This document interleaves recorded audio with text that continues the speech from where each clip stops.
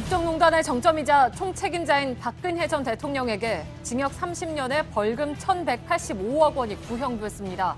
검찰은 대통령 권한을 최순실 씨 사익을 위해 쓰는 등 헌법 가치를 유린했다며 헌정사상 최초로 대통령직에서 파면되면서 지울 수 없는 오점을 남겼다고 했습니다.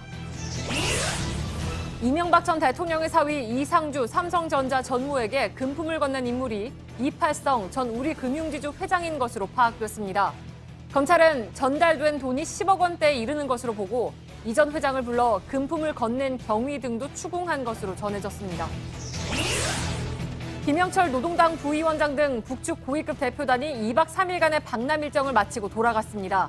문재인 대통령은 한반도 비핵화가 1991년 남북 기본합의서에 포함된 김일성 전 주석의 유훈이라며 비핵화 약속을 지키라고 북측을 압박한 것으로 전해졌습니다. 어제 뉴스룸에서 성폭행 의혹이 제기된 배우 오달수 씨가 관련 내용을 부인한 가운데 성추행을 당했다고 주장하는 또 다른 피해자가 등장했습니다. 연극 배우 엄지영 씨는 오늘 JTBC와의 인터뷰에서 오달수 씨가 오디션을 도와주겠다고 해 만났다가 성추행을 당했다며 실명으로 성추행 내용을 고발했습니다. 서울시와 서울대 인권센터가 일본의 아시아태평양 전쟁 패전 직전인 1944년 9월 미중 연합군이 촬영한 일본군의 조선인 위안부 학살 영상을 공개했습니다. 일본군의 위안부 학살 현장을 담은 영상이 공개된 건 이번이 처음입니다. 여야가 법정 노동시간을 현재보다 주당 16시간 줄이는 52시간 근무제에 합의했습니다. 오는 7월 대기업과 공공기관부터 우선 적용하고 휴일 근무 수당은 현행 수준을 유지하기로 했습니다. 초중고등학교 개학이 코앞으로 다가왔지만 이 학교는 아직도 공사 중입니다. 지체된 공사 일정에 학생들만 불편을 겪게 되는 현장을 1차 카메라에서 고발합니다. 마스크가 필요 없는 세상으로. 내일을 바꾸는 현대 수소전기차. 시청자 여러분, JTBC 뉴스룸을 시작하겠습니다. 최초의 여성 대통령, 아버지에 이은 2대째 대통령. 박근혜 전 대통령에 따라붙은 수식어들이죠. 그러나 국정농단의 정점으로 탄핵된 첫 대통령이란 오명을 쓴 뒤에 물러났고 오늘 1심 결심 재판에서 징역 30년형을 구형받았습니다. 검찰은 중형을 구형하면서 박 전 대통령이 헌정사에 지울 수 없는 오점을 남겼다고 밝혔습니다. 그러나 박 전 대통령은 오늘도 재판에 출석하지 않았습니다. 이제 1심 재판은 4월 6일 선고 공판을 향해서 달려가고 있습니다. 오늘 구형 내용을 김선미 기자가 보도해드립니다. 검찰은 박근혜 전 대통령을 국정농단의 정점이자 책임자로 지목하고 징역 30년에 벌금 1,185억 원을 구형했습니다. 공범인 최순실 씨보다 5년 높은 구형량이자 우리 형법이 규정한 유기징역의 최고 형량입니다. 검찰은 박 전 대통령이 국민이 부여한 대통령의 권한을 자신과 최순실 씨의 이익을 챙기는 데 사용했다고 밝혔습니다. 또 헌법의 핵심 가치를 유린하고 그 결과 헌정사상 최초로 파면돼 지울 수 없는 오점을 남겼다며 중형을 구형한 이유를 설명했습니다. 핵심 혐의인 삼성 등 대기업 뇌물수수와 관련해선 매년 안가라는 밀실에서 경제 권력자들을 은밀히 만나 전형적인 정경유착을 벌였다고 했습니다. 박 전 대통령이 지난해 10월부터 재판을 거부한 것에 대해선 정치 보복이라는 프레임으로 진상을 호도했다고도 지적했습니다. 오늘 법정엔 국정농단 수사를 맡았던 한동훈 서울중앙지검 3차장과 최순실 씨의 변호인인 이경재 변호사도 나왔습니다. 박 전 대통령에 대한 1심 선고는 오는 4월 6일 내려집니다. JTBC 김선미입니다. 박 전 대통령 국정농단의 스모킹건이 됐던 것은 저희 JTBC가 보도한 최순실 씨 태블릿 PC 보도였습니다. 검찰은 오늘 최후 논고에서 최 씨가 사용한 태블릿 PC 관련 내용을 2차례 언급했습니다. 먼저 국정농단 사건이 어떻게 국민에게 알려졌는지 얘기했고 이어서 검찰은 과학적인 절차 등을 통해서도 최 씨가 사용했다는 점이 검증된 최 씨의 태블릿 PC 속 청와대 문건으로 박 전 대통령의 공무상 비밀 누설 혐의가 충분히 입증됐다고 밝혔습니다. 국정농단 실상을 알리는 출발점뿐만이 아니라 마무리 국면에서도 태블릿 PC가 중대한 증거가 됐습니다. 김필준 기자의 보도입니다. 2016년 10월 24일 박근혜 전 대통령에게 보고된 청와대와 정부부처 보고 문건들이 비선 실세로 주목받던 최순실 씨에게 유출됐다는 결정적 증거가 공개됐고 온 국민이 현직 대통령이 연루된 국정농단 사태라는 충격적인 사건에 직면하게 됐다. 오늘 검찰은 2016년 10월 JTBC의 최순실 씨 태블릿 PC 보도를 언급하며 최후 논고를 시작했습니다. 이어서 박 전 대통령의 주요 혐의를 강조하던 검찰은 공무상 비밀누설 혐의와 관련해 다시 한번 태블릿 PC를 언급했습니다. 이번 범행이 정호성 전 청와대 비서관과 최순실 씨의 진술, 그리고 디지털 포렌식 절차를 통해 과학적으로 최 씨가 사용한 것으로 검증된 최 씨의 태블릿 PC 속 청와대 문건 등에 따라 충분히 입증됐다고 밝힌 겁니다. 태블릿 PC를 최순실 씨가 사용하지 않았다는 박 전 대통령 측과 일각의 주장을 다시 한번 반박한 겁니다. 이에 대해 박 전 대통령의 국선 변호인단은 최 씨의 태블릿 PC가 훼손됐다고 주장하면서 증거로 사용할 수 없다는 기존의 입장을 이어갔습니다. JTBC 김필주입니다. 작년 10월 구속기간이 연장된 뒤로 재판을 거부해온 박근혜 전 대통령은 오늘 결심 재판에도 결국 모습을 드러내지 않았습니다. 대신 박 전 대통령의 얼굴 한 번 못 봤던 국선 변호인단이 최후 변론을 했는데 눈물을 흘리며 감정에 호소하기도 했습니다. 심수미 기자입니다. 박근혜 전 대통령은 지난해 10월 SK와 롯데그룹에서 뇌물을 받은 혐의로 구속기간이 연장되면서 재판을 거부해왔습니다. 구속 연장의 항의에 유영하 변호사가 사퇴하고 국선 변호인단이 선정됐지만 이들과도 만나지 않을 만큼 재판 보이콧으로 일관했습니다. 오늘 역시 박 전 대통령은 법정에 모습을 드러내지 않았습니다. 대신 5명의 국선 변호인들이 4시간에 걸쳐 최후 변론을 폈습니다. 이들은 핵심 혐의인 삼성의 뇌물과 미르 및 K스포츠재단의 강요 등 혐의에 대해 기업들의 자발적 출연이었다고 주장했습니다.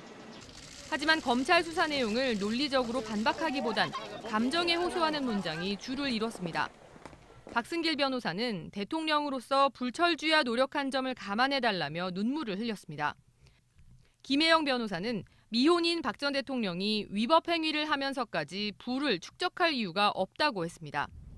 강철구 변호사는 차명폰 통화와 관련해 실제 어떤 이야기를 주고받았는지 검찰이 입증하지 못한다며 최 씨와의 뇌물수수 공모 자체를 부인했습니다. JTBC 심소희입니다. 박 전 대통령은 탄핵과 구속 그리고 결심 재판에 이르기까지 헌법과 법률에 따른 사법 절차를 불신하고 외면해왔습니다. 박 전 대통령은 검찰 조사에 협조하지 않은 채 재판에서도 불출석으로 일관하다가 징역 30년이라는 중형을 구형받았습니다. 이승필 기자입니다. 지금부터는 이른바 청와대 비선 실세로 지목된 최순실 씨 관련 소식을 집중 보도하겠습니다. 최순실 씨는 무려 44개의 대통령 연설문을 대통령이 공개적으로 발표하기 전에 받아보는 것으로 드러났습니다. 그로부터 사흘 뒤 검찰은 수사본부를 꾸려 본격적인 국정농단 수사에 나섰습니다. 대국민 담화 등을 통해 조사에 성실히 응하겠다고 약속했던 박 전 대통령은 검찰과 특검 조사에 끝내 응하지 않았습니다. 대신 특정 매체를 골라 일방적인 해명만 내놨습니다. 오래전부터 기획된 것이 아닌가 하는 그런 느낌도 지울 수가 없어요. 결국 국회와 헌법재판소를 거쳐 탄핵이 확정된 뒤에야 검찰청의 모습을 드러냈습니다. 대통령직에서 파면된 이후 국민에게 내놓은 첫 메시지는 단 2마디. 그마저도 진심이 담기지 않았다는 지적을 받았습니다. 국민 여러분께 송구스럽게 생각합니다. 성실하게 조사에 임하겠습니다. 엿새 뒤 검찰은 구속영장을 청구했고 법원은 주요 혐의가 소명되고 증거인멸의 우려가 있다며 영장을 발부했습니다. 구치소에 수감된 박 전 대통령은 또다시 조사에 불응했고 검찰은 출장 조사를 나가야 했습니다. 지난해 5월 첫 재판에 나온 박 전 대통령은 혐의를 모두 부인했습니다. 이후 지난해 10월 법원이 추가 구속영장을 발부하자 재판 거부를 선언하고 변호인단도 총사퇴했습니다. 법원이 국선 변호인 5명을 선임했지만 일절 만나지 않았습니다. 검찰은 오늘 결심 재판에서 박 전 대통령이 현재까지 자신의 잘못을 진지하게 반성하는 모습을 단 한 차례도 보인 적 없었다고 질타했습니다. 또 자신의 범죄 사실이 객관적 사실로 드러났음에도 헌법과 법률을 철저히 경시하면서 모르쇠로 일관하고 있다며 징역 30년과 벌금 1,185억 원의 중형을 구형했습니다. JTBC 이승필입니다. 박 전 대통령은 작년 10월 이후에 넉 달째 외부로 모습을 드러내지 않고 있습니다. 허리 통증 등을 호소하면서 구치소와 외부 병원에 치료를 받고 있는 것으로 전해집니다. 국선 변호인은 물론이고 자신을 돕겠다면서 유엔에 문제 제기를 했던 컨설팅 업체 접견도 거부했다고 합니다. 박 전 대통령이 선고 재판에서도 모습을 드러내지 않고 정치 보복 또 피해자 프레임을 이어갈 것이란 관측이 나오고 있습니다. 박민규 기자입니다. 오늘 마지막 입장을 밝힐 기회까지 거부한 박근혜 전 대통령은 서울구치소에서 허리와 무릎 통증을 호소하며 진통제 치료 등을 받고 있는 것으로 전해집니다. 간간히 서울 성모병원 의료진도 구치소를 방문해 박 전 대통령을 진료하는 것으로 알려졌습니다. 국선 변호인 접견조차 거부하는 가운데 지난해 말엔 박 전 대통령이 인권 침해를 당하고 있다며 유엔에 문제를 제기한 국제 컨설팅 회사 MH그룹도 접견을 신청했습니다. 하지만 박 전 대통령이 거부 의사를 직접 밝혔고 구치소를 통해 이메일로 답을 보냈다고 합니다. 박 전 대통령이 불출석한 가운데 결심 재판 법정을 찾은 지지자 60여 명은 검찰 구형량이 나오자 불만을 터뜨렸습니다. 휴정 때는 국선 변호인에게 응원한다고 말하는가 하면 검사들을 거론하면서 정권이 바뀌면 두고 보자는 등 욕설을 내뱉어 재판부로부터 경고를 받기도 했습니다. 법원 밖에서는 경찰 추산 1,200명이 참여한 집회가 열렸습니다. 이 과정에서 교통 혼잡이 벌어졌고 일부 집회 참여자들과 시민이 충돌하기도 했습니다. JTBC 박민규입니다. 이처럼 박근혜 전 대통령의 1심 재판이 마무리돼가는 가운데 전임자인 이명박 전 대통령에 대한 수사는 절정을 향해서 가고 있습니다. 다스 실소유주로 대표되는 차명재산 의혹과 삼성의 다스 소송비 대납을 비롯해서 새로운 혐의들이 차곡차곡 쌓이고 있습니다. 최근에 검찰은 이 전 대통령의 사위가 우리금융지주 전 회장인 이팔성 씨로부터 수차례에 걸쳐서 10억 원대 돈을 받은 정황을 포착해서 수사 중입니다. 이 돈은 뇌물이라는 것이 검찰의 판단입니다. 40억 원대인 삼성의 다스 소송비 대납에 이어서 뇌물 금액이 그만큼 늘어날 수도 있다는 얘기인데요. 뇌물 수수 정황이 잇따라 드러나면서 이 전 대통령에 대한 구속영장 청구 가능성에도 무게가 실리고 있습니다. 먼저 한민영 기자의 보도입니다. 이명박 전 대통령은 지난 2007년 8월 한나라당 경선에서 박근혜 후보를 꺾고 대선 후보가 됐습니다. 이후 같은 해 12월 예정된 대통령 선거에서 당선이 유력하다는 분석이 나왔습니다. 이 무렵 이 전 대통령의 측근이자 대학 후배인 이팔성 당시 서울시립 교양악단 대표가 대선 캠프에 상임특보로 합류했습니다. 검찰은 대선 후보 시절부터 이듬해 2월 정식 취임한 뒤까지 이 씨가 수차례에 걸쳐 10억여 원을 건넨 것으로 파악했습니다. 함께 캠프에 몸담았던 이 전 대통령의 형 이상득 전 의원과 이 전 대통령의 맞사위인 이상주 삼성전자 전무를 통해 거액을 전달했다는 겁니다. 이 씨가 당선이 확실하던 이 전 대통령에게 취임 뒤 금융권 수장 자리에 대한 인사청탁을 했다는 게 검찰 판단입니다. 이 씨는 이 전 대통령 취임 직후부터 한국거래소 이사장, 금융감독원장 등 여러 금융기관 후보로 거론됐습니다. 2008년 6월엔 정부가 최대 주주인 우리금융지주 회장으로 선임됐습니다. 검찰은 이 전 대통령이 거액을 받은 뒤 회장 선임 과정에 영향력을 행사했는지 여부를 수사 중입니다. 이에 따라 이 씨와 이상주 전무를 소환 조사한 데 이어 또 다른 전달책으로 지목된 이상득 전 의원에 대한 소환 조사도 검토 중입니다. JTBC는 이 씨의 해명을 듣기 위해 연락을 시도했지만 닿지 않았습니다. JTBC 하민용입니다. 검찰이 이렇게 돈이 오간 창구로 지목한 맞사위 이상주 삼성전자 전무는 이명박 전 대통령 재임 중에 청와대 근처에 살면서 이 전 대통령을 자주 만났던 것으로 알려져 있습니다. 심지어 때로는 관저에서 회사로 출퇴근했다는 주장도 나왔습니다. 여기에 검사 출신이란 이력까지 더해지면서 MB정부 당시에는 검찰 인사에 영향력이 있다는 소문도 돌았습니다. 이윤석 기자입니다. 이상주 삼성전자 전무는 이 전 대통령의 큰딸 주연 씨의 남편입니다. 2004년 삼성화재 법무팀에 영입됐는데 원래는 검사 출신입니다. 대선 땐 캠프에 관여하진 않았지만 MB정부 출범 이후엔 이 전 대통령 내외와 접촉이 잦았던 것으로 알려져 있습니다. 부인 주연 씨가 외출이 자유롭지 못한 어머니를 만나기 위해 청와대 관저에 자주 가면서입니다. 주연 씨와 이 전무의 딸은 대통령 해외 순방 때 전용기에 동승했다가 논란이 되기도 했습니다. 당시 여당이었던 정두원 전 의원은 이 전무가 아예 청와대에서 출퇴근을 하기도 했다고 주장했습니다.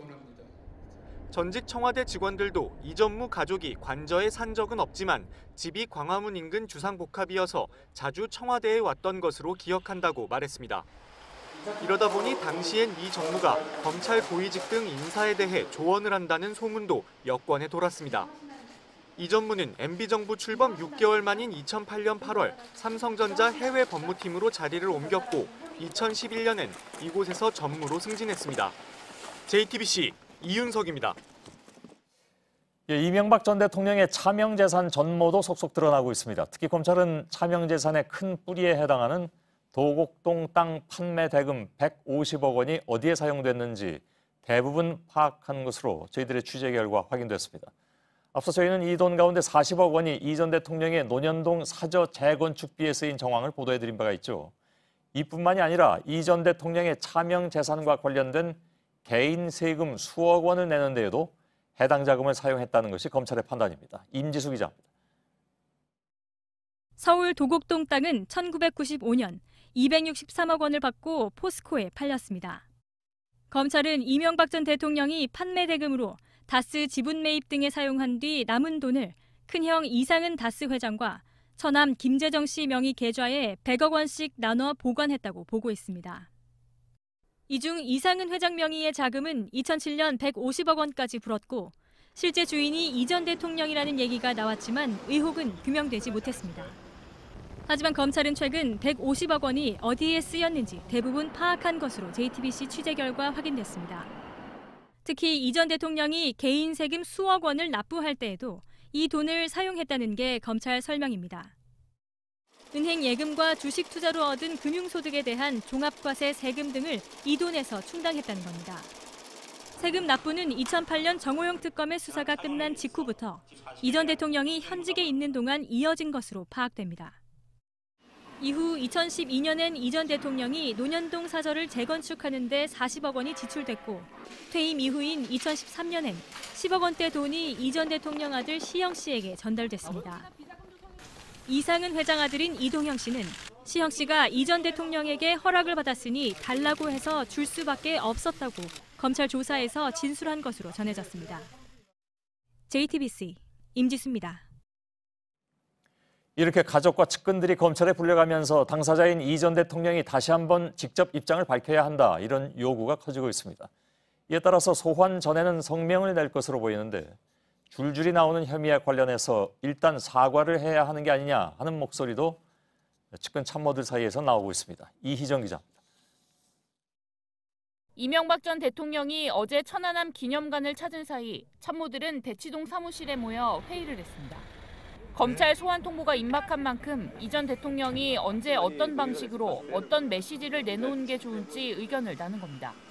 한 측근은 이번 주 내로 입장을 밝힐 기회가 있지 않겠느냐며 다만 기자회견까지는 아니고 성명서를 내는 방안을 검토 중이라고 말했습니다. 하지만 성명서에 담을 입장을 두고는 의견 조율이 쉽지 않은 걸로 전해집니다. 정치보복성 수사에 대해 반박해야 한다는 의견이 있지만 국민에게 사과하는 입장을 담아야 한다는 주장도 있기 때문입니다. 당초 이 전 대통령 주변엔 강경 대응론이 우세했지만 삼성전자의 다스 소송비 대납 증언이 새롭게 나오고 여기에 금융권 로비 의혹까지 불거지면서 내부에서도 어쨌든 사과의 뜻을 좀 담아야 한다는 목소리가 나오고 있습니다. JTBC 이희정입니다. 김영철 북한 노동당 부위원장 일행이 2박 3일 동안의 일정을 마치고 돌아갔습니다. 숙소 바깥으로 나오는 일을 최소화하면서 남측 관계자들과 릴레이 만남을 이어갔다는 전언입니다. 그러니까 이들의 숙소가 남북 회담장이 되었던 셈입니다. 이렇게 해서 남북은 일단 비핵화 문제를 테이블 위에 올려놓았는데 문제는 역시 북미 대화죠. 고석승 기자입니다. 김영철 북한 통일전선부장을 단장으로 하는 북한 고위급 대표단이 2박 3일간의 일정을 마치고 북한으로 돌아갔습니다.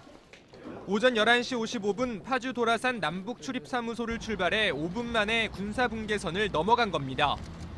북한 대표단은 남북관계 개선에만 국한할 거란 예상과 달리 우리 정부의 북미 대화 제안에 적극적인 입장을 보였습니다. 청와대 고위 관계자는 북미 대화를 위한 여러 조건과 앞으로 어떤 단계를 거쳐야 하는지 등에 대해 남북 간 의견을 나눈 것으로 알고 있다고 밝혔습니다. 그동안 우리 정부는 북한 당국과의 접촉 과정에서 지속적으로 비핵화 문제를 거론해왔습니다. 문 대통령이 지난 25일 김영철 일행을 접견한 자리에서 비핵화 방법론을 거론한 것을 비롯해 우리 정부는 지난달 초 남북이 처음 회동할 때도 비핵화 문제를 꺼냈습니다. 비핵화 논의 없는 남북 대화는 의미가 없다고 주장해온 일부 야당의 비판적 예상과는 차이가 있습니다. 청와대 관계자는 한반도 비핵화는 이미 남북 기본합의서와 한반도 비핵화 공동선언에 포함된 약속이고 김일성 등의 유언인데 왜 지키지 않느냐는 기조로 북한과의 접촉 때마다 꾸준히 비핵화 문제를 거론하는 중이라고 말했습니다.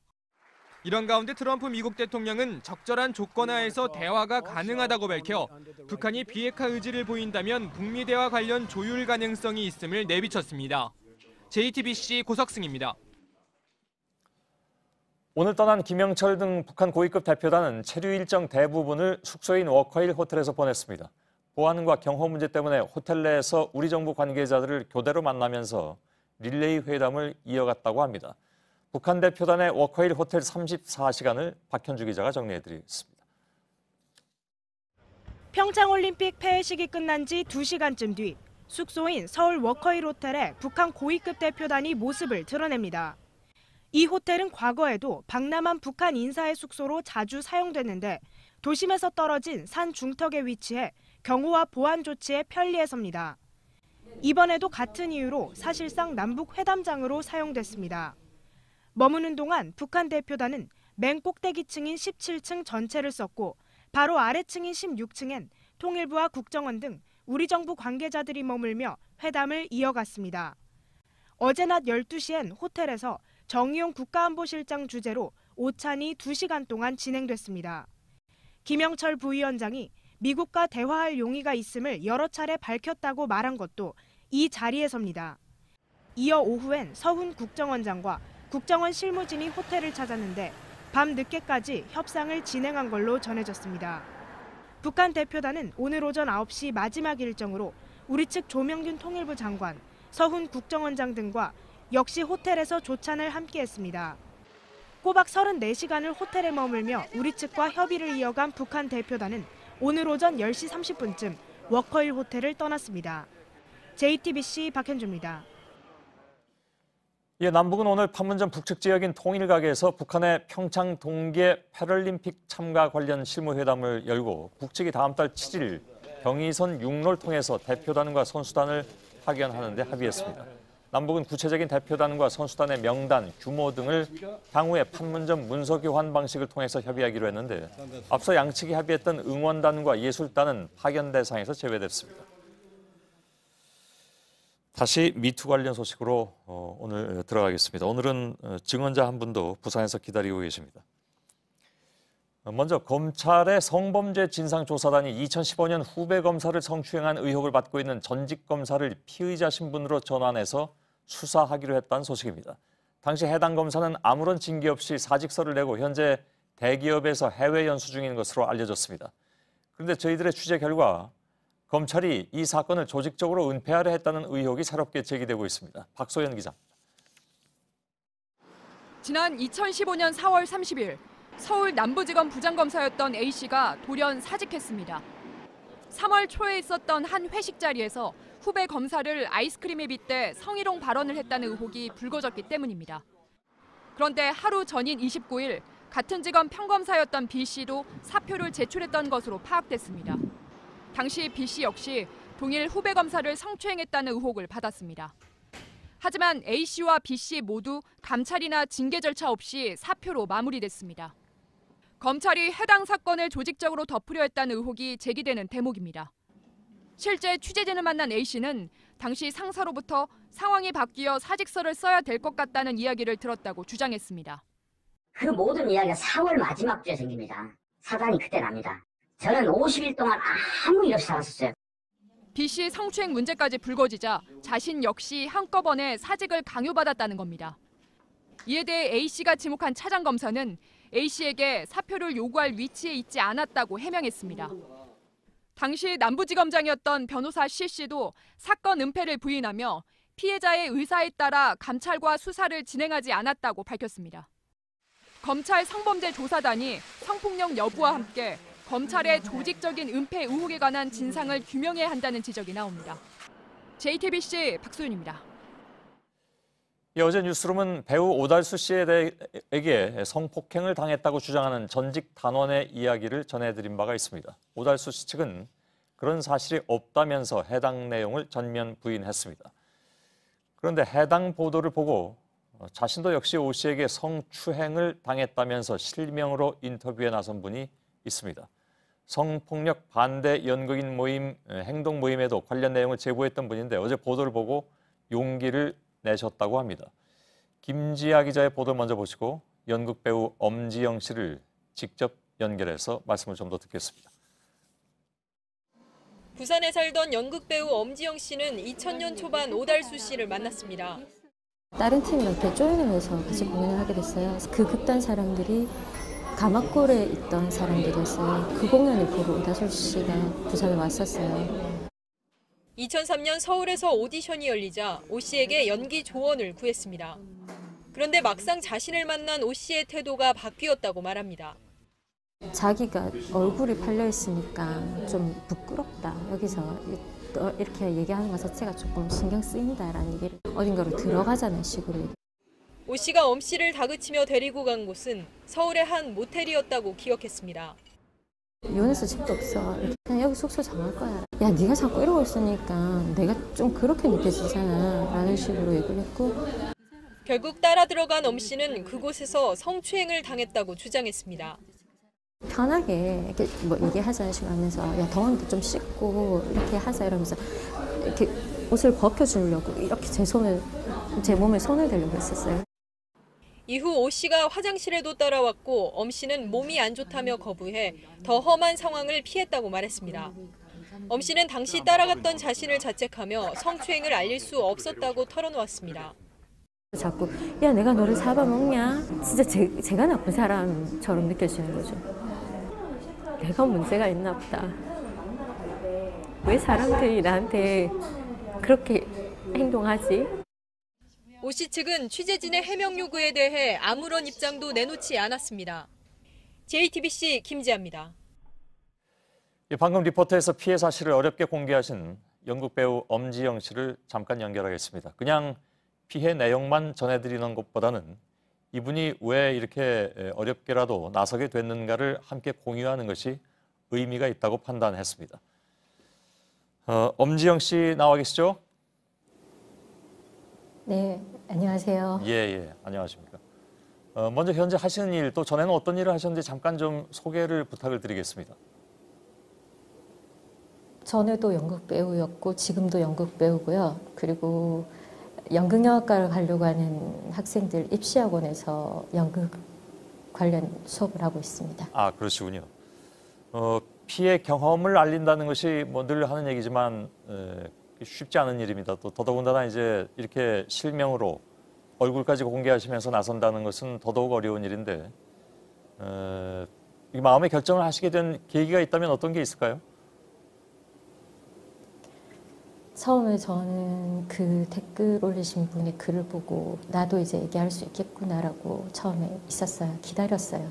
예. 그리고 그분이 마녀사냥 당하면서 댓글을 내리고 나서 저는 오달수 씨가 그래도 사과를 할 줄 알았어요. 기다렸는데 사과는커녕 그 사람이 실명을 공개 안 했다는 이유로 없었던 일처럼 말하는 게 용서가 안 됐어요. 예. 그리고 제가 학원에서 애들을 가르치고 있다고 말씀을 드렸잖아요. 예. 그 아이들이 지난주에 저한테 공연을 한다고 문자를 보내면서 열심히 할게요, 선생님이라고 보냈어요.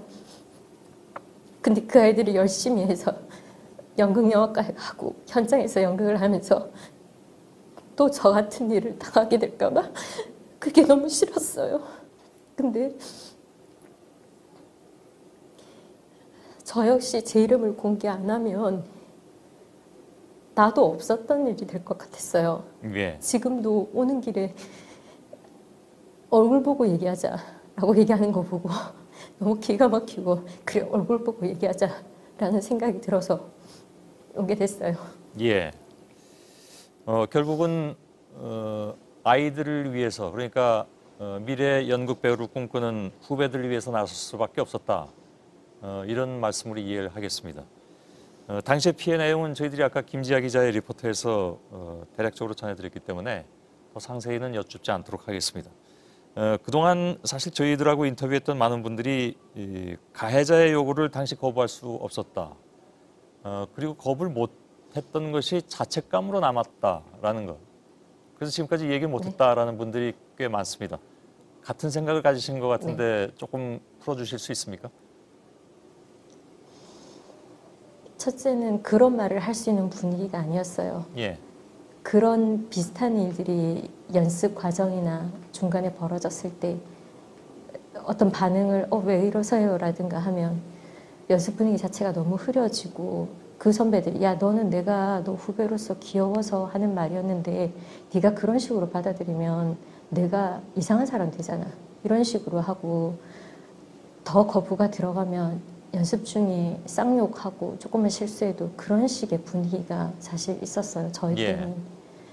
그리고 지금은 그래도 영문학과에서 학생들이 많이 나오지만 저희 때는 무대라는 것도 별로 없었고 저희가 설 수 있는 공연 자체가 별로 없었어요. 근데 그런 상황들이 연출들 사이에 야 누구 쓰지 마라. 쟤 싸가지였다. 이런 얘기들을 해요. 선후배들도. 예. 그런 것들이 너무 무섭고 나는 연극을 계속 해야 되는데 라는 생각이 들기 때문에 말할 수가 없었어요. 예.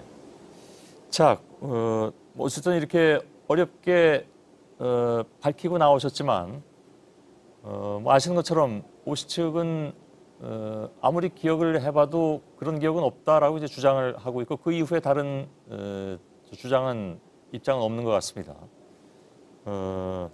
혹시 저하고 인터뷰하고 계신 엄지영 씨 외에 또 다른 피해자에 대해서 들어보셨습니까?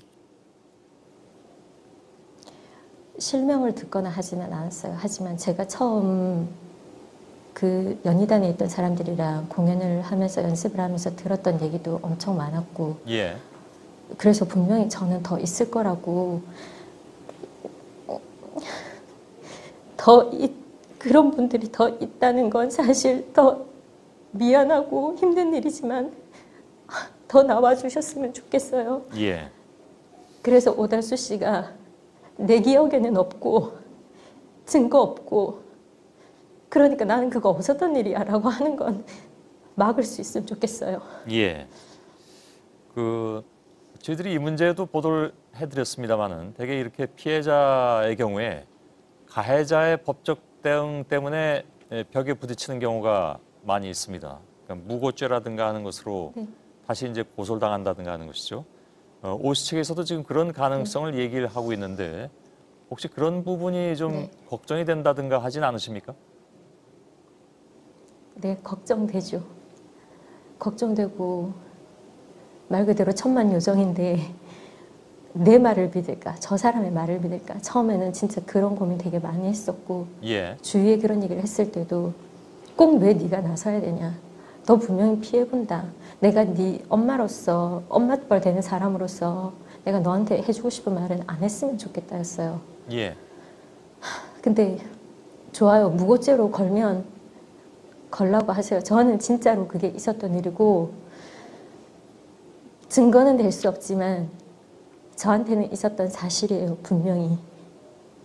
그리고 본인 증거 없다고 발뺌하고 저는 그 사람은 저한테 사과하지 않고 미안한 마음 안 가진다 하더라도 보는 사람들이 지금 이걸 보고 있는 사람들을 알 거예요. 예. 제가 뭐 하려고 제 얼굴 얘기 대고 제 이름 대고 내가 그런 일을 당했어 라고 남자도 아니고 여자 배우가 저도 무대에 서는 배우인데 저 얼굴 대고 얘기를 하겠어요. 예, 알겠습니다. 그게 저는 예, 말씀하신 뜻은 잘 알겠습니다. 물론 저희들은 이제 오다수 씨 측에 또 반론이 있을 수도 있는데 있다면 그것도 반영을 좀 해드리도록 하겠습니다. 엄지영 씨의 좀 어려운 인터뷰였습니다. 오늘 고맙습니다. 제 얘기 들어주셔서 감사합니다. 예, 고맙습니다. 중학생 제자를 성폭행한 혐의를 받고 있는 극단 대표 조증윤 씨가 3년 전에 성폭력 예방 영화를 찍은 것으로 확인됐습니다. 시민사회단체는 이런 조 씨의 이중성을 비난했습니다. 그런데 조 씨는 성폭행 혐의를 부인하고 있지만 당시 동영상까지 찍었다는 진술도 나왔습니다. 배승주 기자입니다. 병영 문화 혁신을 다룬 2015년 9월 7일자 국방일보입니다. 해군에선 함정을 배경으로 한 단편영화 낙서를 제작해 성폭력 예방 교육에 나섰다고 소개하고 있습니다. 그런데 당시 함장 역을 맡은 사람이 극단 번자기 대표 조증윤 씨인 것으로 확인됐습니다. 정작 자신은 배우로서 해군의 성폭력 방지 영화에 출연했다는 사실 자체가 정말 이중적이고 개탄스러울 수밖에 없다. 당시 해군에선 이 영화를 전 장병을 대상으로 한 성폭력 예방 교육 자료로 활용했지만 이번에 언론의 공개 요청을 거절했습니다. 과거의 제작이 돼서 현재는 지금 사용되지 않고 있는 자료고 언론 통해서 인지되고 나서는 지금 전량 폐기하기로 결정을 했습니다. 조 씨가 성폭행 과정에서 동영상까지 촬영했다는 주장도 나왔습니다. 피해자들의 거부에도 불구하고 주로 소극장이나 단원들을 수송하는 차량에서 촬영했다는 겁니다. 하지만 조 씨는 서로 호감이 있어서 한 일이라며 성폭행 혐의를 부인하고 있는 것으로 알려졌습니다. 경찰은 조 씨의 휴대폰과 PC 등을 압수해 분석하는 한편 이르면 오늘 밤 조 씨에 대해 구속영장을 신청할 방침입니다. JTBC 배승주입니다. 예, 우리 국민 10명 중에 9명은 성폭력 피해 사실을 폭로하는 미투 그리고 이를 지지하는 위드유 운동을 지지하고 있는 것으로 나타났습니다. 한국언론진흥재단은 지난주 20대에서 50대 사이의 성인 남녀 1,063명을 대상으로 미투 그리고 위드유 운동에 대한 온라인 설문조사를 한 결과 응답자의 88.6%가 지지를 표시했고 74.4%는 동참하겠다고 답했습니다.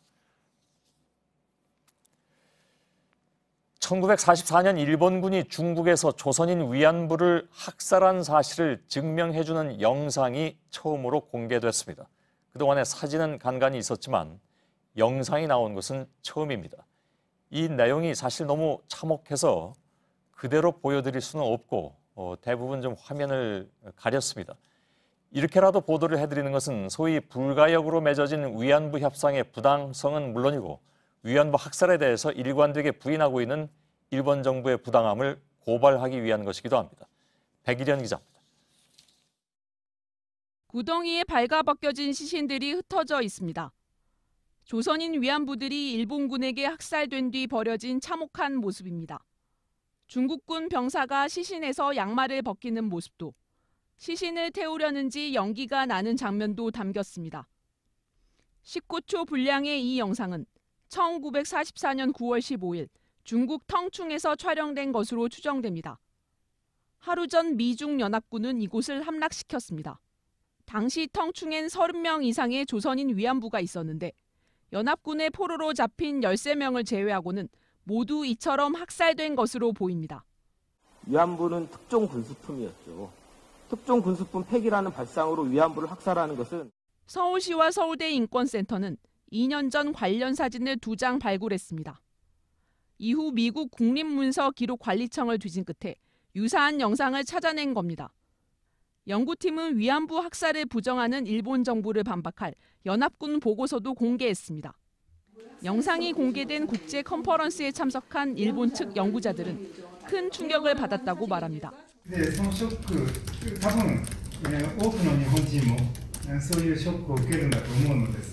하지만 일본 정부가 입장을 바꿀지는 미지수라고 덧붙였습니다.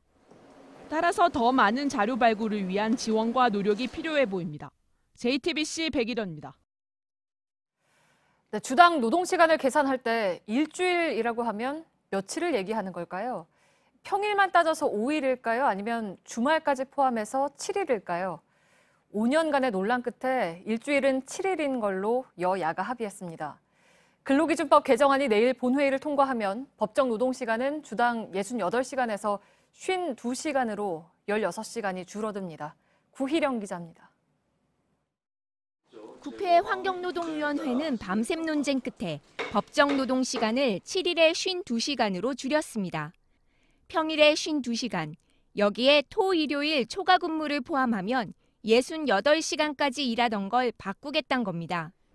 노동시간 제한을 받지 않는 특례 업종을 줄여 방송, 광고, 미용업체 등에서 일하던 300만 명도 주당 52시간만 일하게 됩니다.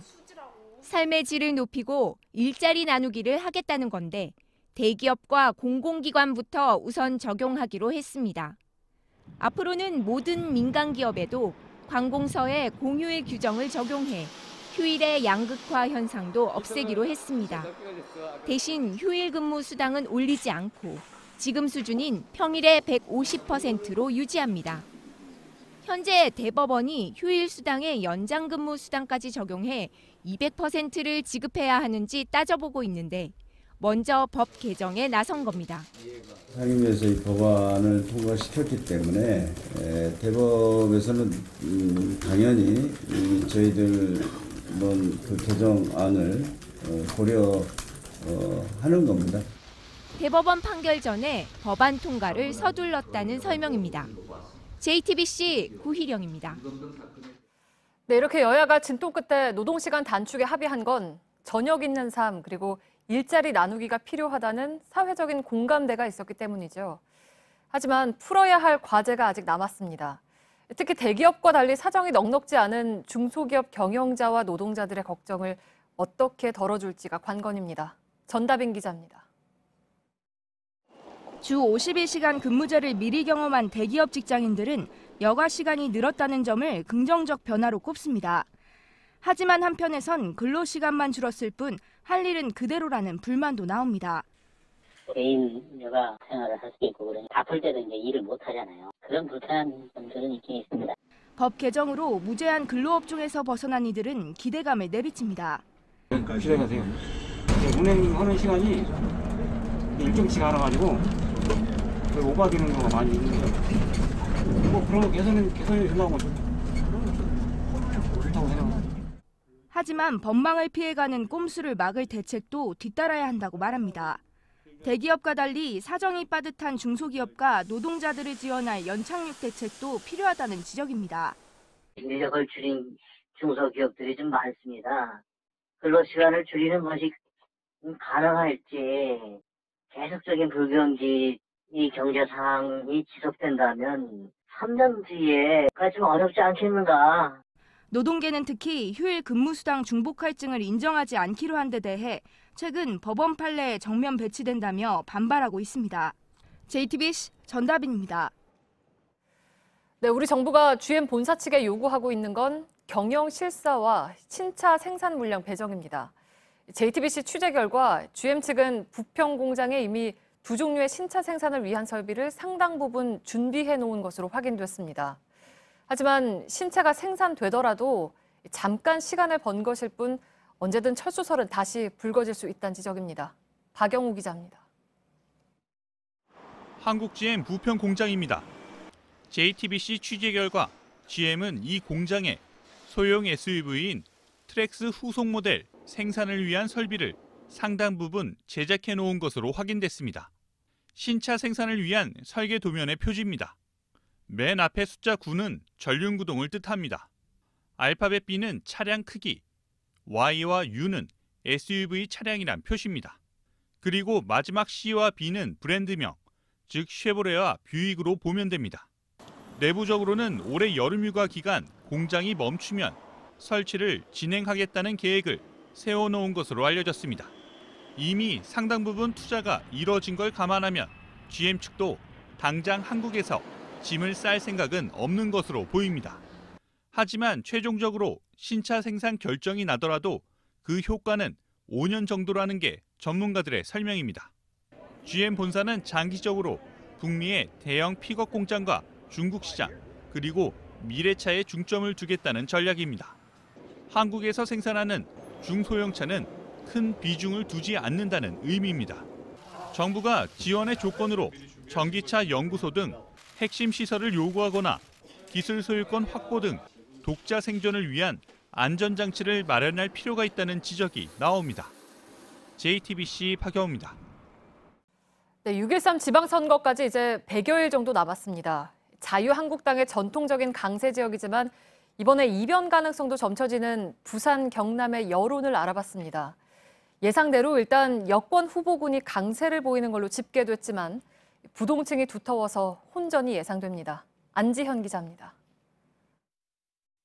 부산에서 차기 부산시장 적합도를 물었더니 현재 거론되는 인물 중에선 여권으로 분류되는 오거돈 전 해양수산부 장관의 지지율이 24.1%로 가장 높았습니다. 그 뒤는 16.5%의 자유한국당 소속 서병수 현 부산시장이었습니다.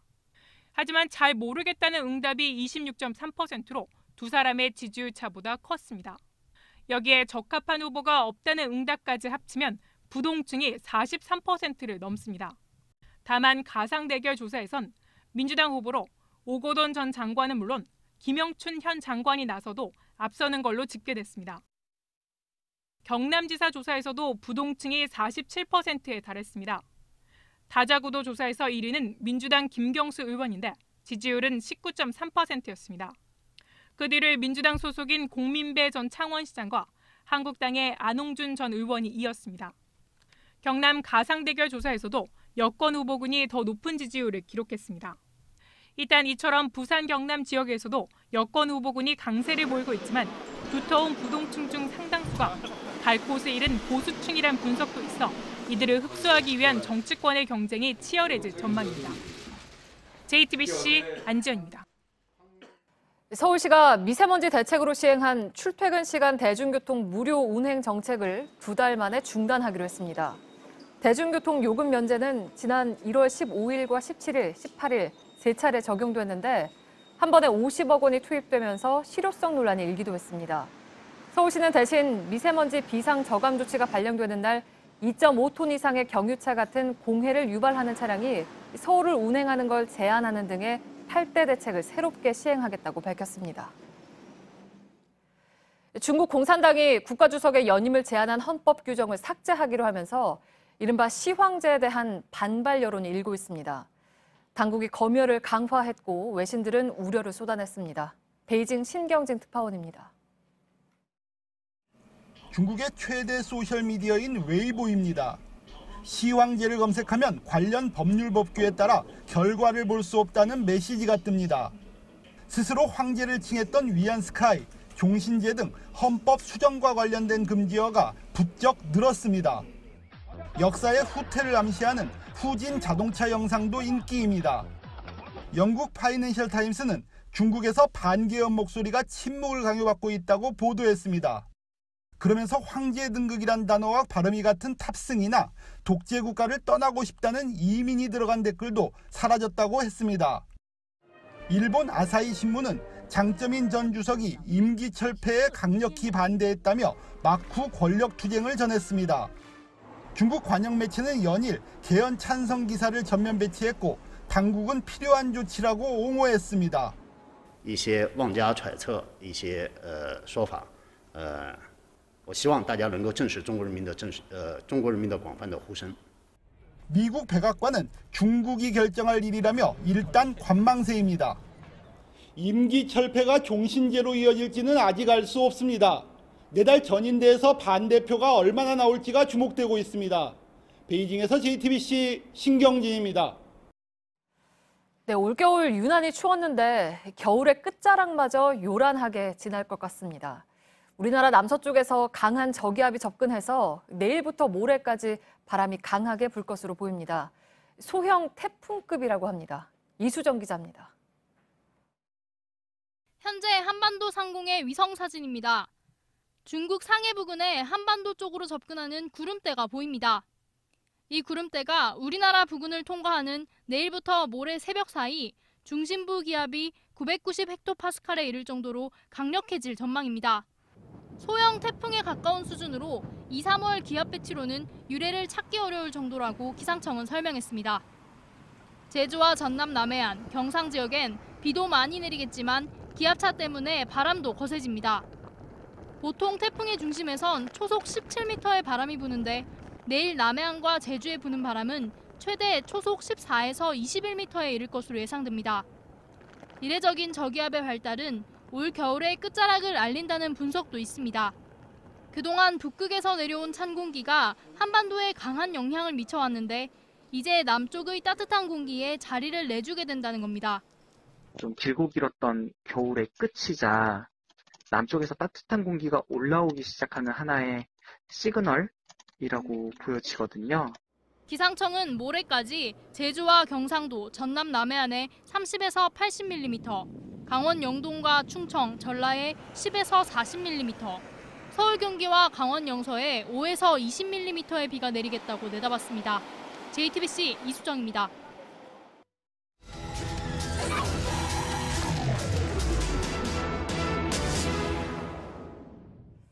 네, 대부분의 학교들이 이번 주 금요일에 개교를 앞두고 있습니다. 그런데 일부 학교들이 아직도 공사를 마무리하지 못해서 학생들이 당분간 불편을 겪어야 하는 상황입니다. 심한 경우에는 다른 학교에 차려진 임시교실로 등교를 해야 합니다. 밀착 카메라 손광균 기자입니다. 경기도 화성시의 동탄 2신도시입니다. 중학교 안쪽은 주말 아침부터 작업 소리로 시끄럽습니다. 아직 창문도 없어 뻥 뚫린 벽도 곳곳에 보입니다. 그 틈으로 학생들이 사용할 의자와 책상이 들어갑니다. 공사가 한창인 이 학교의 개교일은 다음 주 월요일입니다. 공사 끝낼 수 있을까요? 그러니까요. 그게 문제예요. 지금 막 서두르는데 될란가 모르겠네요. 되니까 일단 써붙였죠. 이미 완공된 바로 옆 신설학교와 비교하면 확연히 부족한 모습입니다. 지금 화면에 나온 건물이 공사가 끝난 초등학교고 이쪽은 개교를 일주일 앞둔 중학교입니다. 겉에는 비닐이 많이 붙어 있고 조회대도 뼈대만 있는 상태입니다. 그리고 운동장에는 각종 중장비들이 다니고 있고 이 건설 자재들도 상당히 쌓여 있습니다. 어제 열린 예비 소집에서는 7개의 교실과 교무실 정도만 정리된 상태로 학생과 학부모를 맞이했습니다. 천장은 마감이 끝나지 않아 여기저기 뚫려 있고 정리된 공간보다 들어가지 못하는 구역이 더 많습니다. 학부모들은 걱정이 앞섭니다. 당연히 불안하죠. 이제 거기에 보면은 이제 공사가 겉에만 외형만 잘 된다고 해서 이게 잘 돌아가는 게 아니잖아요. 안에 먼지며 뭐고 그냥 냄새부터 시작해갖고. 경기도시공사 관계자는 시공사 사정이 열악해 자금 문제가 있었다며 공사를 제대로 한 건 1월부터였다고 설명했습니다. 그러면서 개교일까지 전기 공사와 차단막 설치는 끝내겠다고 약속했습니다. 정해진 일정을 맞추지 못한 학교는 또 있습니다. 오산시의 한 유치원은 지난해 7월 첫 삽을 떴습니다. 이번 주 안으로 공사를 끝낼 계획이었지만 교육부 심사가 지연되면서 정식 개교도 미뤄졌습니다. 원생들은 최소 4월까지는 유치원과 붙어있는 초등학교 교실에서 임시로 생활해야 합니다. 정작 초등학교도 크고 작은 마무리 공사가 아직 진행 중입니다. 어차피 학교 인원수가 충족이 안 되니까 강의실이 비어 있으니까는 우선은 유치원들 받아가지고 거기서 같이 교육하다가. 화성시의 또 다른 중학교는 아직 절반도 짓지 못했습니다. 교육부 심사가 늦어진 데다 시에서 학교 뒤쪽에 주민시설을 만들기로 하면서 개교가 5월로 연기된 겁니다. 입학을 앞둔 학생 170여 명은 당분간 길 건너편 초등학교로 등교해야 합니다. 해마다 신설학교 공사가 늦어지는 경우가 반복되지만 담당 교육청은 어쩔 수 없다는 입장입니다. 1년에 두세 차례만 열리는 교육부 심사에서 떨어지면 다음 심사까지 착공 자체가 불가능해 공사가 늦춰지는 경우가 많다고 설명했습니다.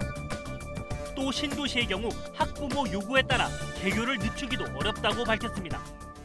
아무것도 없는 곳에 이제 처음으로 이제 아파트들이 들어서는 거라 초등학생들이나 이제 중학생들이 발생을 하거든요. 대체할 수 있는 학교가 없기 때문에 이제 학부모님들이 또 원하시기도 하고요. 공사 심사가 늦어졌다. 다른 공사 일정과 겹쳤다. 학교 공사가 오래 걸리는 이유는 다양합니다. 그런데 이런 어른들의 사정 속에 정작 학교를 다녀야 할 학생들이 겪을 수 있는 불편과 위험도 반영되어 있을까요? 밀착 카메라 손광균입니다. 당신의 일상에서 설마를 없애고 갑자기를 빼고 만약을 지우고 오직 지금에 집중하세요.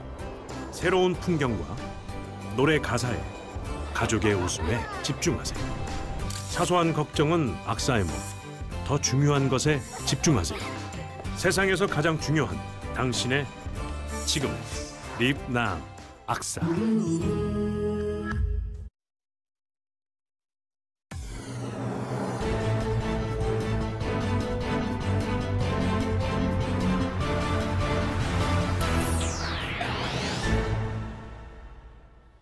뉴스룸의 앵커 브리핑을 시작하겠습니다.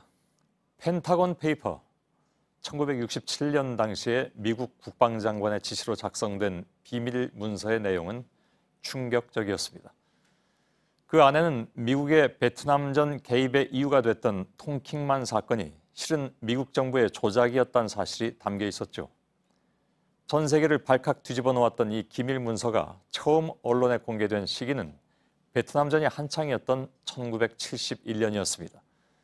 당시 닉슨 정부는 그 보도가 국가 안보를 위태롭게 한다면서 후속 보도를 금지시켰고 논란은 가라앉는 듯 했습니다. 그러나 백악관의 압박과 투자자들의 경고에도 불구하고 보도를 감행한 또 다른 언론도 있었습니다. 정권의 압박으로 신문사는 생사의 기로에 직면했지만 신문의 소유주였던 캐서린 그레이엄은 이렇게 말했습니다. Go ahead. 계속하세요. 그들은 영웅이 아니었습니다. 펜은 칼보다 강하다고들 말하지만 실제로도 그럴 수 있을까? 모두는 어찌 보면 한없이 나약했던 그 시대의 평범한 사람들. 그러나 언론은 늘 옳지도 완벽하지도 않지만 뉴스는 권력이 아닌 시민을 위해서 만들어져야 한다. 치열했던 그 고민의 흔적은 스필버그 감독의 영화 속에서 이렇게 재창조되기도 했습니다. 길고 길었던 탄핵 정국에서도 마찬가지였습니다. 또한 그 이전에 어두웠던 시간들 속에서도 그랬습니다. 지주 반정. 굽이치는 강물에도 휩쓸리지 않고 바위처럼 버틴다면 결국 세상은 정상으로 되돌아온다는데 그렇게 굳건하기란, 휩쓸리지 않기란 얼마나 어려운가. 촛불을 들었던 시민들도 이를 보도하는 언론도 우리는 지극히 평범한 사람들이기도 했으니까요. 징역 30년, 탄핵된 대통령에 대한 첫 구형이 내려졌습니다. 2016년 10월 24일 이후에 1년 하게도 4개월여. 태블릿 PC 한 대에서 시작된 이 격동의 시간들 역시 어딘가에 반드시 기록되고 기억될 것입니다.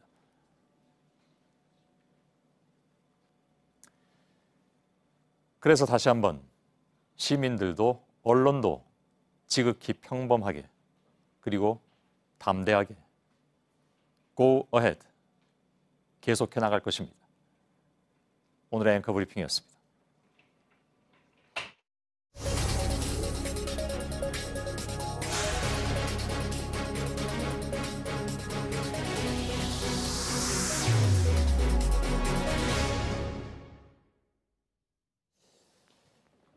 예, 평창올림픽을 평화올림픽으로 만든 하나의 상징이 됐죠. 어제 눈물의 작별식이 참으로 애틋했던 여자 아이스하키 남북 단일팀 얘기인데 지금부터는 이들이 함께 이루었던 30여일간의 작은 통일이라고나 할까요? 그 얘기를 좀 들어보겠습니다. 귀한 손님 두 분을 제 옆에 모셨습니다. 바로 남북 아이스하키 단일팀의 박예은 선수 그리고 조수지 선수가 제 옆에 나와 있습니다. 어서 오세요. 안녕하세요. 예, 반갑습니다. 만나고 싶었습니다. 예. 우리 모시던 스태프진 중에 한 사람이 굉장히 큰 분들이 들어올 것 같았는데 생각보다 키는 크지 않더라라고 얘기하더군요. 네. 예. 근데 지금 의자가 저보다 굉장히 높아서 저는 약간 좀 올려다보고 있습니다. 좀 낮출까요? 아니요, 그냥 괜찮습니다. 조수지 선수죠. 네. 그리고 저하고 가까이 앉아 있는 분이 박예은 선수. 네. 예, 고생들 많이 했습니다. 감사합니다. 예, 정말 고생하는 것 같았습니다. 저희들이 보기에도 게임도 굉장히 좀 어려웠고, 그러나 뭐 단지 스코어 차이로 이 게임을 얘기할 수는 없는 거기 때문에 많은 분들이 응원하고 또 고마워했습니다. 그죠? 어제 이제 그 마지막으로 헤어졌다면서요? 네. 네. 예. 저한테 이게 가져온 게 있는데 두 분이 제가 잠깐 좀 보여드리겠습니다. 어디를 보여드려야 될까요? 예. 아, 예, 여기. 예. 하나, 둘, 셋, 코리아 하고 이제 여긴 조수지 씨 그리고 여기에는 박예은 씨. 그러면 우리 선수들이 다 이걸 가지고 있나요? 네, 모두 다 가지고 있습니다. 아, 그렇군요. 이건 뭐냐면 롤링 페이퍼라면서요. 네. 주로 헤어질 때 이렇게 서로 나누는. 네. 그죠? 네. 그 앞에는 이제 북한 선수들이 남기고 간 필적이고, 그죠? 네. 이 뒷부분이 이제 우리 선수들이 남긴 글들 맨 뒤. 네. 아, 예. 미안합니다. 아니. 아, 여기. 예. 앞에 북한 선수들이 남긴 글을 고마운 동생 조수지를 잊지 않을게. 최정희 선수가 남긴 모양이군요. 네. 북한에. 친했습니까? 친했습니다. 예, 당연히 친했겠죠. 언니와의 만남을 계속 이건 무슨 자죠? 계속 추억할게요. 아, 추억할게요. 네. 수현. 정수현 선수가. 아, 정수현 선수. 네. 예. 잘 뛰었던 선수죠. 네, 맞습니다. 제가 기억하기에도. 통역을 많이 해준 조수지 언니를 잊지 않을게요.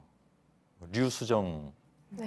아, 그러니까 그 조수지 선수가 팀 내에서 세라 머리 감독과의 어떤 그 통역이라든가 이런 걸 다 맡아줬나요? 네, 제가 통역을 맡고 있습니다. 예. 조수지 선수는 네. 그 박예은 선수도 네. 통역을 한다면서요? 네, 수지 언니가 자리 없거나 할 때는 제가 대신 하고 있어요. 아, 예. 지금 학교는 박예은 선수는 캐나다에서 다니고 있고 네. 학교를 좀 길던데요? 네, 프린스 에드워드 아일랜드. 네, 알았습니다. 네, 좀 길어요. 네, 복창하지는 않겠습니다. 네. 그리고 이제 조수지 선수는 지금 경희대 체육교육학과를 다니지만 중앙대 체육교육. 아, 중앙대 죄송합니다. 예, 헷갈리고 있는 학교 이름 때문에. 근데 캐나다에서 고등학교 나왔다면서요? 네. 두 선수가 모두 아이스하키를 거기서 배운 건가요?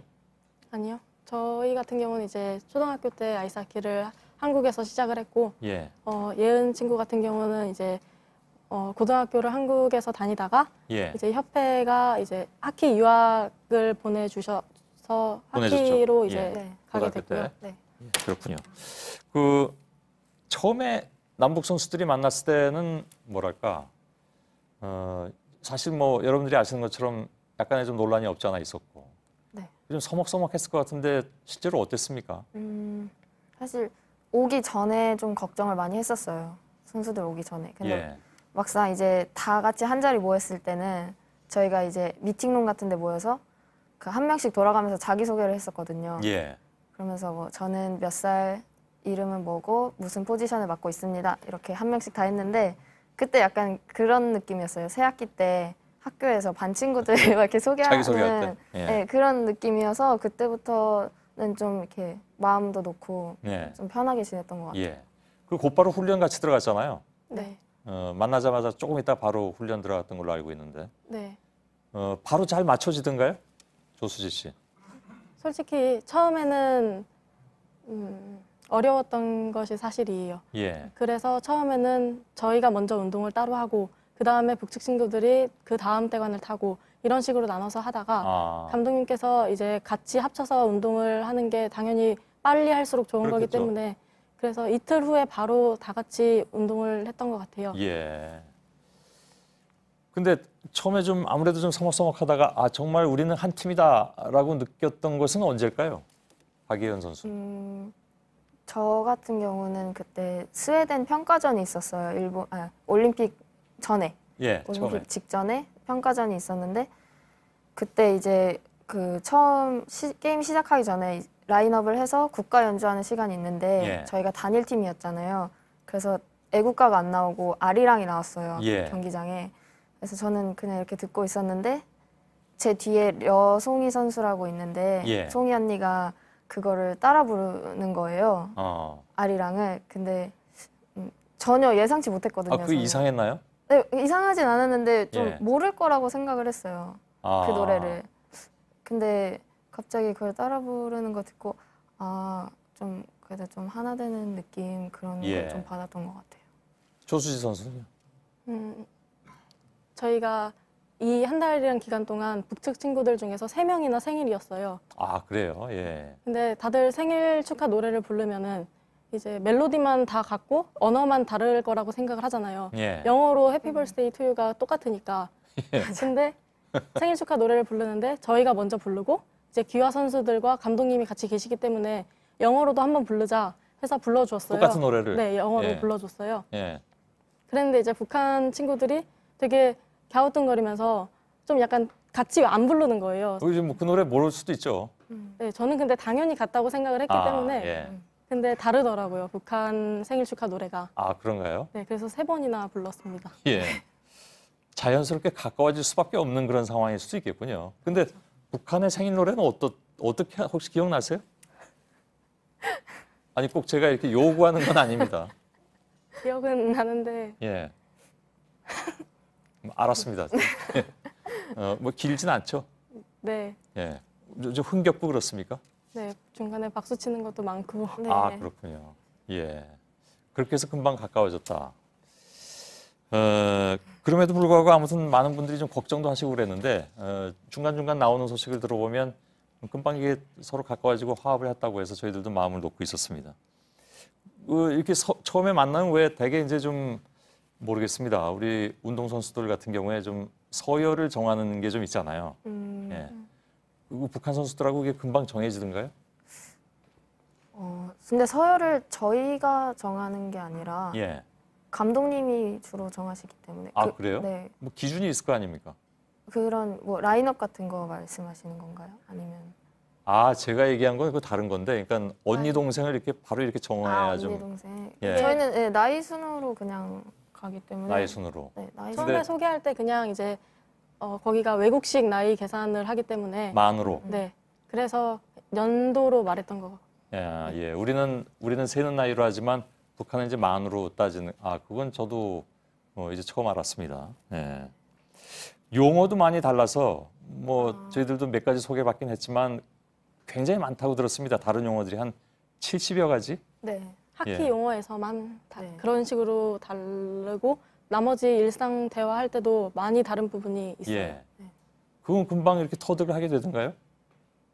저희가 잘 몰라가지고 처음에는 그 저희 시스템을 설명을 해줘야 되는데 말이 잘 안 통하는 거예요. 그렇죠. 그래서 그 표를 만들었어요. 아, 리스트를 네, 이렇게 리스트 딱 만들어가지고. 아예 만들어서 라카에 붙여놓고 서로 공부를 좀 열심히 했던 것 같아요. 예. 세라 머리 감독도 그거 좀 공부 좀 했어야 될 것 같은데요? 그렇죠. 같이 다 같이 노력 많이 했습니다. 예. 그 감독이 뭐랄까 좀 중요한 고비고비에서 뭐랄까 자기 중심을 딱 잡고 냉정하게 이렇게 대처하는 모습을 많이 보여줬습니다. 그죠? 네. 예를 들면 뭐 정치인들이 우리 팀을 이렇게 만들어놨지만 진짜 단일팀을 만든 것은 우리들이라든가 굉장히 와닿는 그런 얘기들이었던 것 같습니다. 세라 머리 감독은 어떤 사람인가요? 직접 겪어봤더니.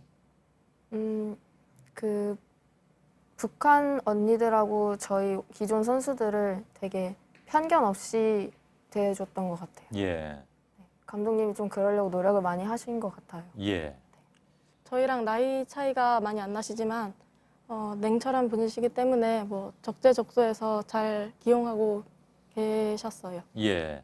아, 사실 나이 차이로 보면 몇 년 차이가 안 나죠. 그러니까 네. 좀 작은 언니 정도의 나이 차랄까? 저희 팀이 제일 나이 많은 언니가 수진 언니라고 있는데 예. 그 언니보다도 어리세요. 한 살이. 아, 그래요? 네. 예. 그래서 근데 감독님이시니까 또 예. 다르게 보이는 것 같아요. 나이랑 상관없이. 그렇죠. 네. 예. 그리고 또 한 가지 이제 좀 인상 깊었던 것은 세라 머리 감독이 북한의 그 감독 있죠? 박철호 감독님. 네, 박철호 감독에 대해서 굉장히 높게 평가를 하던데요. 그러니까 굉장히 뭐랄까 인간성이 네.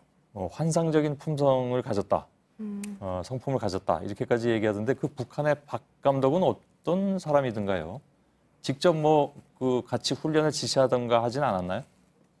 직접적으로 훈련에 이렇게 개입을 하시진 않았고요. 예.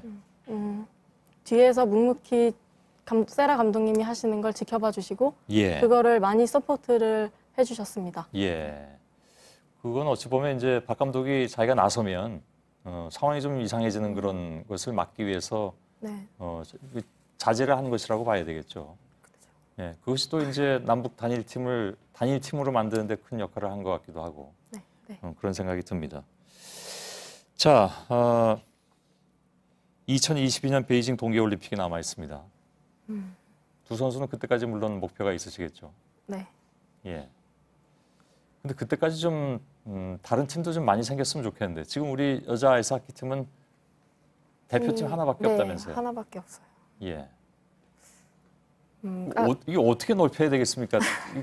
왜냐하면 이 운동이 이렇게 쉬운 운동은 아니기 때문에. 그렇죠. 예. 사실은 그 어린 친구들이 저희 대표팀 말고 다른 친구들이 시작을 하려고 해도 학교 팀도 없고 실업팀도 없는 상황이기 때문에 예. 미래가 잘 안 보여서 시작을 못하거나 아니면 하다가도 그만두는 친구들이 좀 많았어요. 그렇죠. 근데 이제 이번 올림픽 계기로 어떻게 보면 좋은 일도 많이 생기긴 했거든요. 예. 그래서 뭐 관심도 많이 가져주셨고 그래서 그런 것들을 바탕으로 좀 선수층이 좀 많아지면 그런 도움이 많이 될 것 같아요. 예. 그 아마추어 클럽 팀은 그래도 그 남자들은 좀 있긴 있잖아요, 그죠? 네. 예. 근데 여성 팀은 하나도 없나요, 그러면? 지금 저희 국가대표팀이 국내 유일의 팀입니다. 그런가요? 네. 여러분들의 어깨가 그만큼 더 무겁다고 봐야 되겠군요.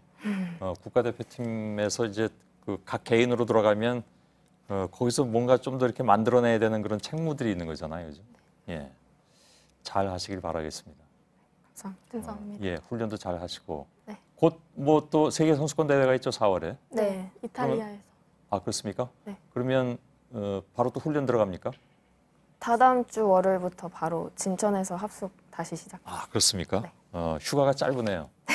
예. 저도 그 아마추어 팀에서 조금 배우다가 쫓겨난 적이 있습니다. 거의 예, 실력이 거의 늘질 않는다고 해서. 쫓겨나서 말이 그렇다는 거고요. 알겠습니다.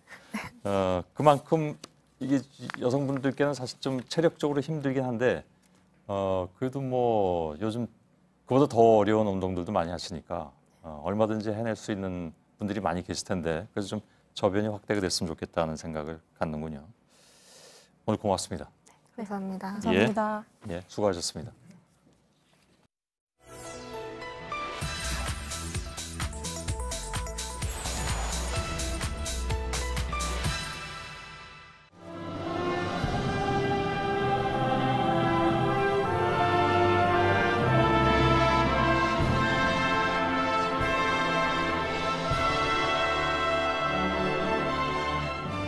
네, 평창 올림픽 개회식과 폐회식에서 1218대 드론이 세계인의 시선을 사로잡았습니다. 기네스북에도 올랐습니다.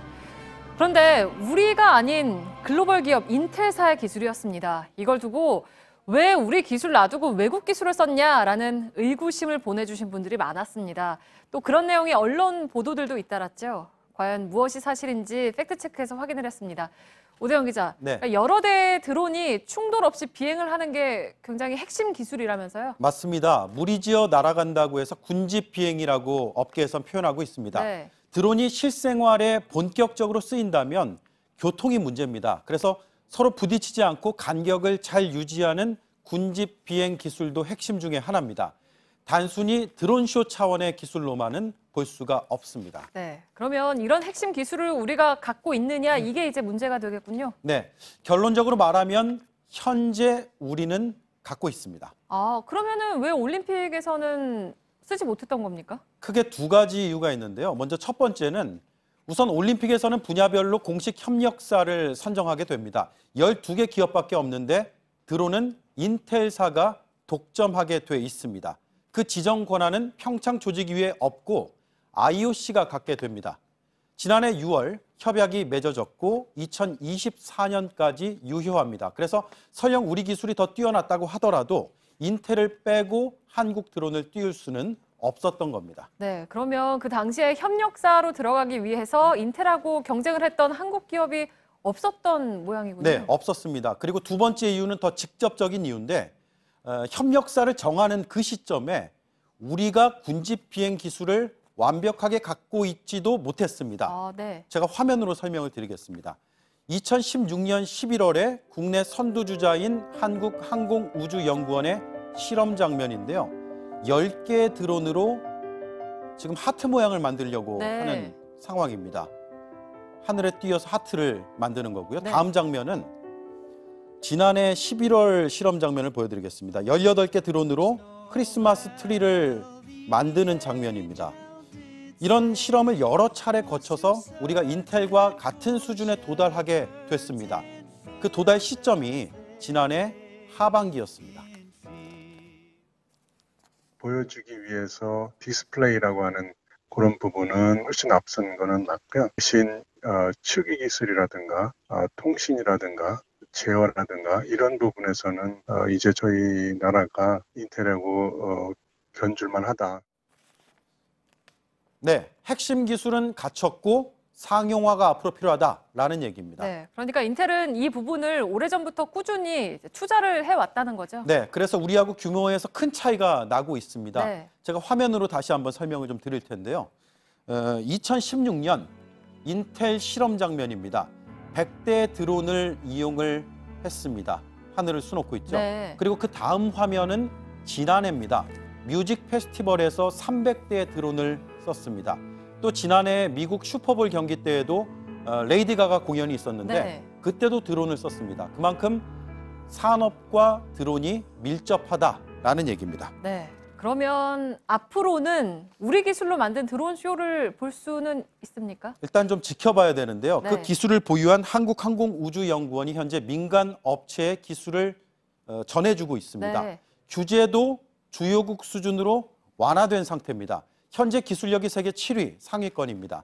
하지만 시장이 상대적으로 작습니다. 그래서 정부가 주도적으로 이 산업을 이끌겠다는 계획이고 지난해 12월에 드론 산업 종합 대책이 발표된 상태입니다. 네, 팩트체크 오대영 기자였습니다.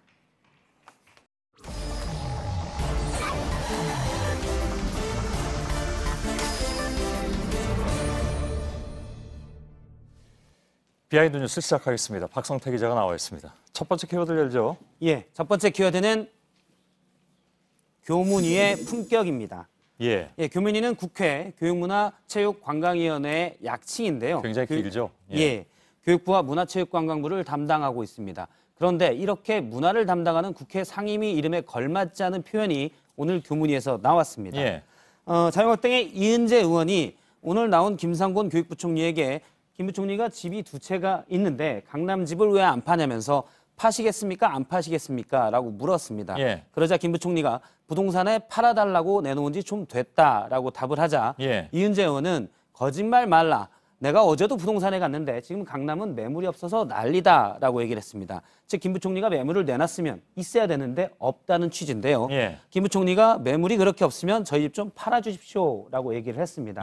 이때는 이은재 의원이 그럼 내가 부동산에 연락해서 팔아주겠다라고 웃으며 넘어갔는데 계속 질문을 이어가다가 약 1분여 뒤에 아무래도 당시 상황이 기분 나빴다는 것이 번뜩 생각난 듯. 조금 아까 그 상황이? 웃으며 저 때는 넘어갔는데 바로 1분여 정도 뒤에 버럭했습니다. 직접 그 상황을 보겠습니다. 내가 부동산 업자입니까? 해도 너무하는 거 아니에요? 그 어디서 해먹든 뭐입니까 도대체? 차분하게 질의하세요. 차분하게 하시고. 주관에서 지금 질의하는 아니에요? 지금 유성엽 위원장이 좀 차분하게 하라라고 자제를 요청하자 왜 중간에 겐세이를 놓냐라고 표현을 합니다. 겐세이. 견제란 뜻이죠. 일본 말로. 그렇습니다. 그거 국회에서 그렇게 얘기를 했다는 얘기입니까? 겐세이라는 표현이 공식적으로 국회에서 나온 거는 2009년 정병국 의원 다음으로 9년 만인 것으로 기사 검색으로는 확인됐습니다. 그것도 조사를 했습니까? 9년 전에 그런 발언이 있었습니까? 그때 조용했나요? 그때도 당시 교문위의 전신인 문방위에서 나왔는데 예. 당시에도 좀 논란이 됐고 지적이 있었습니다. 예. 이은재 의원이 겐세라는 표현을 쓰자 회의장에 있던 사람들이 다 압수하긴 했지만 일제히 웃었습니다. 그러자 유성엽 위원장은 뒤에 겐세라는 말은 본인이 예전에 당구장에 청년 때 갔을 때 당구장에서 듣고는 처음 들어본다. 특히 3.1절을 앞두고 공개석상에서 적절치 못한 발언이다라고 지적했고 예. 이은재 의원은 과도한 표현이었다라고 사과했습니다. 예. 겐세라는 표현은 사실 오래전에 당구장에서 사진을 잠깐 보면 지금 노란 공으로 빨간 공 2개를 맞추려고 할 때 흰 예. 공이 가운데서 방해를 하는 저런 상황을 오래전에 당구장에서 겐세라고 했는데 최근 당구연맹은 건전한 표현을 쓰자며 수비라는 표현을 추천합니다. 당구장에서도 잘 안 쓰는 표현인데 예. 국회에서 나온 셈입니다. 아, 요즘 수비라고 합니까? 영어로는 디펜스라고 하는데요. 그것도 예. 외래어이기 때문에 수비라는 표현이 적절해 보입니다. 알겠습니다. 예, 다음 키워드 보죠. 예, 다음 키워드는 장명의 중요성입니다. 이건 또 뭡니까? 예, 당명인데요. 오늘 바른미래당의 하태경 의원이 바른미래당의 지지율이 좀 낮은 이유를 설명하면서 TBS 라디오 인터뷰에서 사회자가 지지율이 좀 떨어진다라고 얘기를 하자 예상했던 부분이다. 과거에 안철수 신당이 국민의당으로 이름을 바꿀 때도 절반으로 지지율이 하락했다면서 새로 당을 만들면 이름이 아무래도 익숙치가 않아서 지지율이 높게 안 나온다라고 얘기를 했습니다. 예. 그런데 특히 바른미래당은 이 이름이 정해지는 과정에서도 원래 미래당과 바른국민당에서 이름을 고르려고 하다가 미래당으로 결정을 했는데 예. 우리미래라는 청년당이 먼저 약칭을 선관위에 등록하자 이것도 그렇죠. 사용을 못하게 됐고 예. 반나절 만에 바른미래당으로 전격적으로 결정을 했습니다. 예. 이런 혼란 과정도 겪다 보니 인지도가 떨어지고 지지율도 낮게 나온다는 해석입니다. 예. 글쎄요. 그 이름도 사실 그 바로 머리에 떠오르는 게 중요하고 또 약칭도 있어야 되는데. 예. 정당 입장에서 뭐 없어도 되지만. 예, 그렇습니다. 바른미래당은 약칭이 있습니까? 없습니다. 그럼 미래당은 못 쓰게 돼 있고 그죠? 예. 아까 얘기한 대로 바른당이라고 할 수는 없고 지난번 예, 바른 정당이 있었으니까. 또 뭐 바미당이라고 하기도 좀 그렇고. 일부 의원들이 이제 바미당으로 바른미래당을 표현을 합니다. 타당의 예. 다른 당에서 예. 그렇게 표현을 하는데 이에 대한 불만도 내부에선 있습니다. 예. 우선 당 내부에서도 이름이 썩 좋진 않다 이런 얘기들도 있는데요. 바른미래당이라는 이름 자체가 당의 정체성을 나타내기가 쉽지 않고 예. 지적하신 대로 약칭이 없기 때문에 5자의 당 이름이 사실 입에 익지도 않습니다. 그렇죠. 그래서 예를 들어 민주평화당의 민평당의 박지원 의원 같은 경우가 계속 바미당이라고 얘기하는데 예. 이렇게 얘기하다 보면 사실 바미당이 무슨 뜻인지도 모르고 사실 비하의 의미도 좀 있는 겁니다. 예. 상품과 마찬가지로 정치에서도 이름이 상당히 중요한데 이름의 효과를 가장 크게 봤던 사람은 친숙한 철수라는 이름이 들어간 안철수 전 대표라는 분석도 있었습니다. 예. 근데 너무 당이 뭐 우리 헌정사에서 너무 많이 등장하니까 예. 지금 무슨 이름으로 지어야 될지도 사실 좀 헷갈릴 것 같긴 합니다. 기존에 있던 이름을 피해가기가 쉽지 않은 그러게요. 현실입니다. 마지막 키워드 보죠. 마지막 키워드는 마음의 박수로 잡았습니다. 예. 오늘 박근혜 전 대통령의 결심 공판이 있었는데요.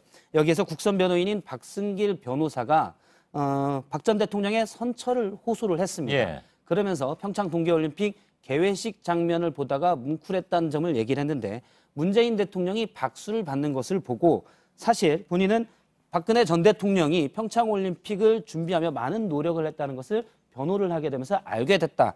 그래서 본인이 마음으로 수고했다고 박수를 보냈다라고 얘기하면서 좀 울먹이기도 했습니다. 예. 그런데 박근혜 전 대통령은 재임 중에 사실 최순실 씨의 회사가 국내 사업권을 가지고 있는 회사에게 평창 동계올림픽의 대규모 건설 공사를 맡기려고 직접 지시했다는 것이 여러 측근의 증언으로 나오기도 했고요. 예. 또 평창올림픽 조직위원장을 맡고 있던 조양호 회장이 최순실의 말을 잘 듣지 않는다고 사퇴시켰다는 여러 의혹들이 제기되기도 했습니다. 예. 노력은 했는데 사실 개인적 목적이 크다 이런 지적이 나왔습니다. 예.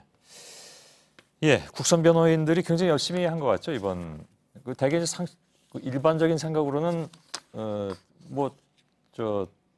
당사자가 이렇게 의뢰한 게 아니기 때문에 예. 조금 덜하지 않을까라는 생각을 일반적으로는 할 수 있는데 국선 변호인들이 꽤 열심히 한 것 같습니다. 오늘 뭐 눈물을 흘린 변호인도 있다고 하고요. 예, 울먹이기까지 했고 대신 국선 변호인은 실제 박근혜 전 대통령을 접견은 하지 못했습니다. 본인이 안 만난다고 했어요. 예, 알겠습니다. 박성태 기자였습니다.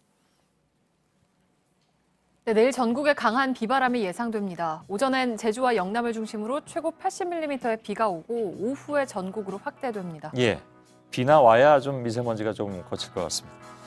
저희들은 내일도 최선을 다하겠습니다. 고맙습니다.